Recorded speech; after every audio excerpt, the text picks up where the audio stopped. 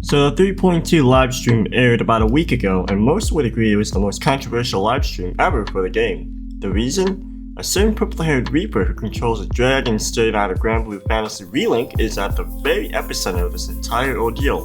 Now, Castorice is not the main issue, nor the source of all the vitriol stemming from the community, but rather a vicious symptom that has been swelling up for some time now in HSR, culminating in this massive backlash from the community.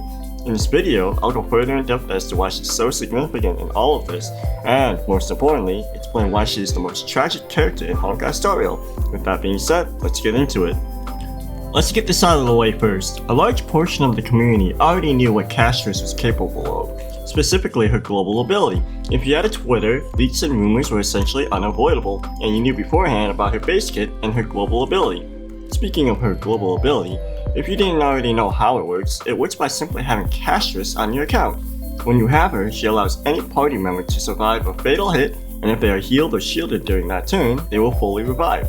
Albeit this can only happen once per battle. Can I get an amen for Bailu? Also, I would get comfortable doing that because another character will need an amen as well later on. Now, the issue isn't necessarily about how potent her global passive is, but rather what it means for the future of the game. The devs have gone out of their way to create a new UI for the global passive buffs, which means whether you like them or not, more of them will be coming to a galaxy near you. And going back to Twitter, you can surmise that some of these upcoming global buffs are quite literally stat changing.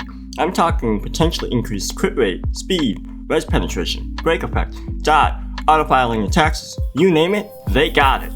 Allegedly, an upcoming fake character will also have a global buff, so there's that.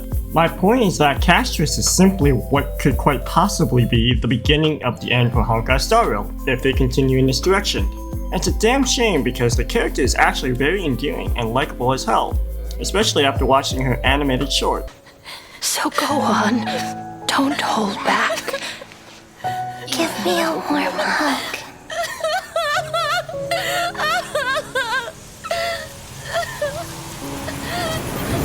Plus her character kit and gameplay with her summon is really freaking cool. She used literally death with a scythe. Now if only she could rap out a beat, maybe then her character trailer would have been a music video. Hey Hoyo, I know a gal that you could have collaborated with, and I'm sure her fellow deadbeats would agree as well. So you may be asking yourselves, why would they go through with this even with all the controversy and animosity it would create within the community? Because of greed. Literally just pure greed. Money. Let me explain. If you don't pull for a character who has a global passive, you are effectively weakening your account. And because your account is now weaker, you can't adapt or compensate for the future increased difficulty that the game will have in order to accommodate for the global passives. And trust me when I say they will most definitely tune the game around globals. Hell, the boss for the next update will drain everyone's health to 1 and have them knocking on death's door. Wonder what character's global passive would help immensely against this fight. You're right, the correct answer is Bailu. Joking aside, you see the issue. Which is that Hoyo can pick and choose which characters can get the global passives. For example, say a male character who the community deems as underwhelming for whatever reason, maybe his kid sucks, or maybe because he's a scrawny glasses wearing loser, who knows, who cares, comes out and everyone agrees he's an easy pass. Well, Hoyo doesn't want a slow patch, aka less revenue for the month, so they give him a kick-ass passive. Say a global that allows him to one-shot any enemy that is less than 50% health. And remember, he doesn't even need to be on the active team to do it, he just snipes them from left field.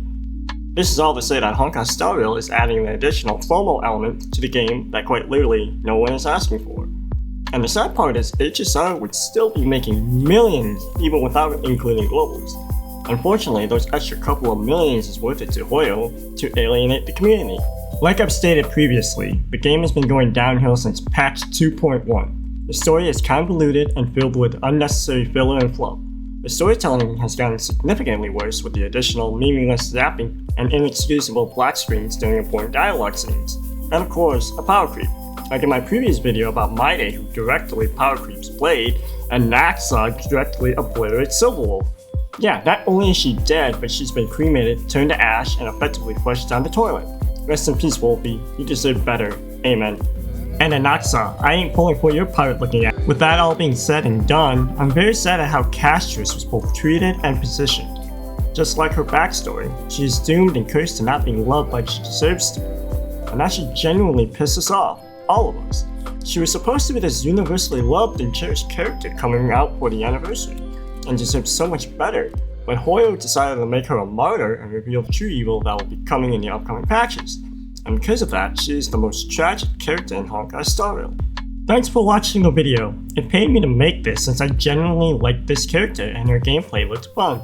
I'll probably keep playing until the fake character comes out, but after that I will seriously think about quitting the game, and currently I have no intentions of spending any more money on this game.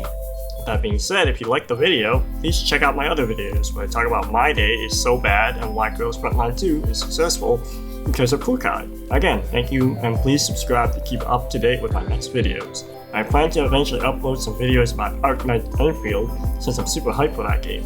Until then, peace.